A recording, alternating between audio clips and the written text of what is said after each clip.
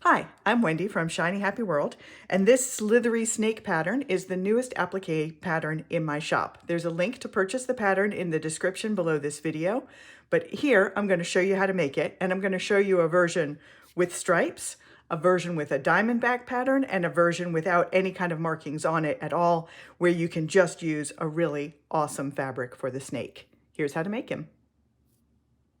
All right, let's put this snake together. This is the video showing how to assemble the pieces if you do have a Lightbox.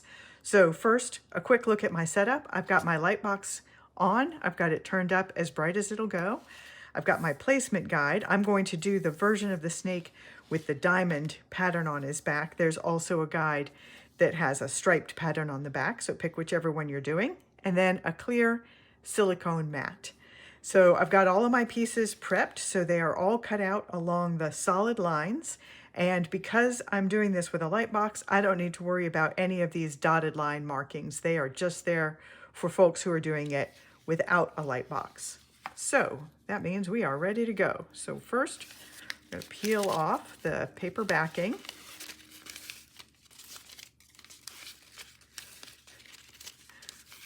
And lay this snake body into place.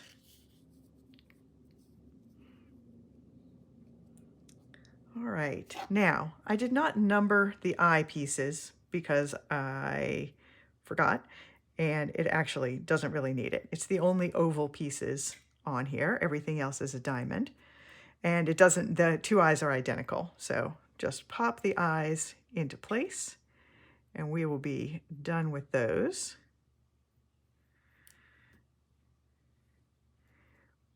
But I did number all of these diamonds because it can be a little tricky to know which piece is which when it's just a bunch of diamonds. So we're going to start with piece number 1. That goes up here and just set it right where it goes. Number 2.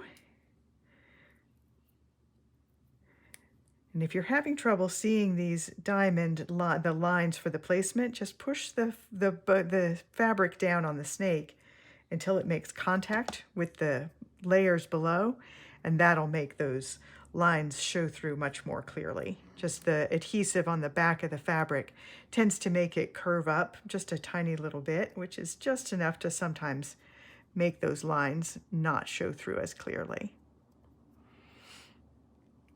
So we are on diamond number 4 here, and there are 17 total.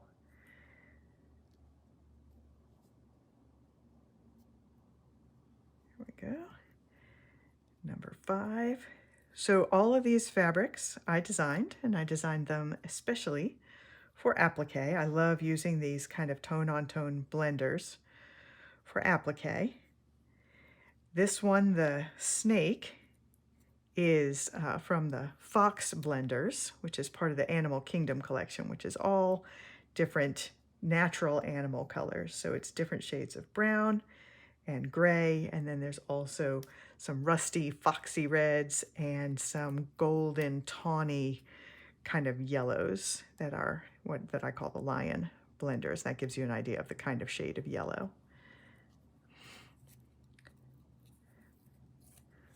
So number 8, so these diamonds get bigger as they go around the curves of the body.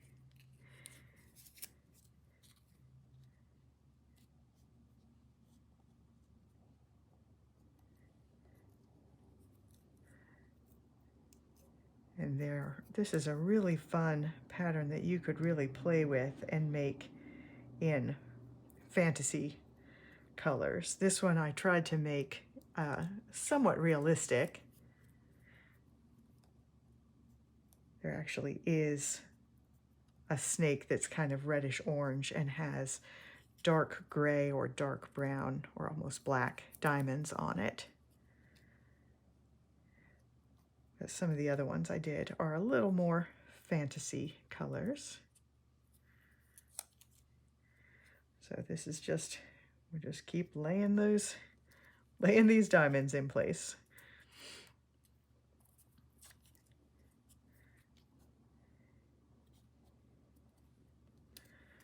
almost done.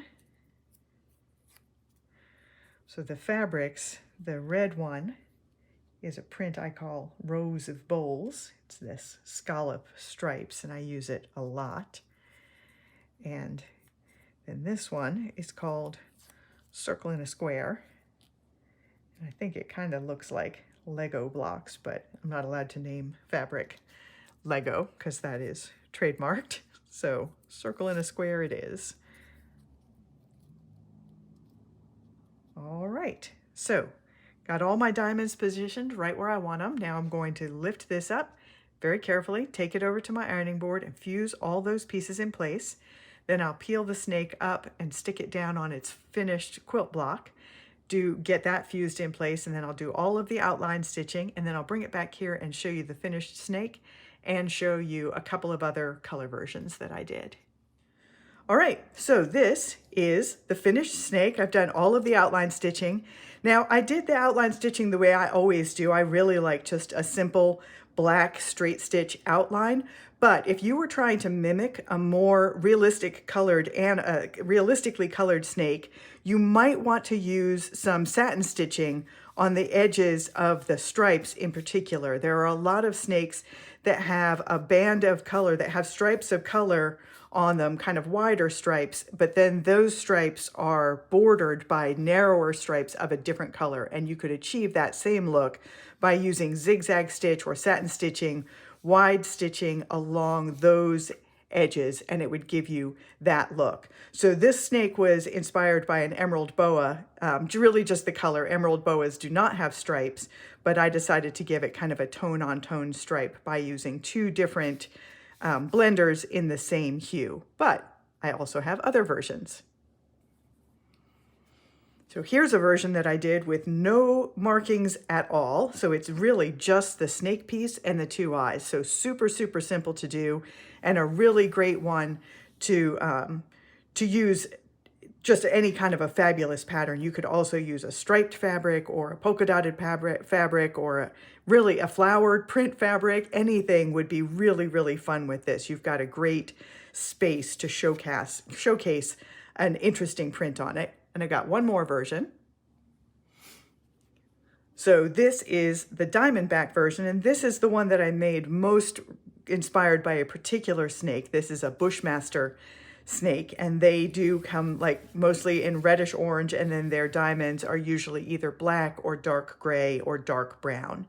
So you've got 3 different kinds of patterns that you can use, a million different color combinations. Just Google snake images and you're going to see some amazing, amazing, inspiring snakes. This is one where I really would like to do an entire quilt with just a snake in every block, but all different colors and patterns on them. And it would be really fun to turn the blocks. So some of them are coming in sideways and coming in from the top, and just mix and match and tumbling those all around. I think it would make a fabulous quilt, and I hope I have the time to make that soon. So I'm Wendy from Shiny Happy World. This is the slithery snake pattern. There's a link to purchase it in the description below this video, and I'll be back next time with a new pattern.